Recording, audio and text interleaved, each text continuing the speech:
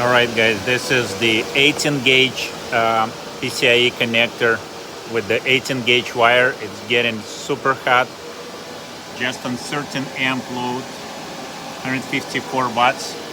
So never use 18 gauge. Take a look at the connector temperature. It's almost about to fry.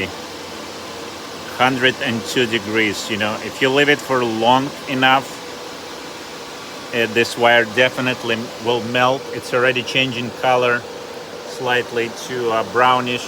At the connector, it will fail probably after half an hour or so, or an hour. I just want to show you, like, do not use this kind of wire on your PCIe. 18 gauge is way too low to use for KS0PROs, especially overclocked, and I wouldn't even use it not overclocked.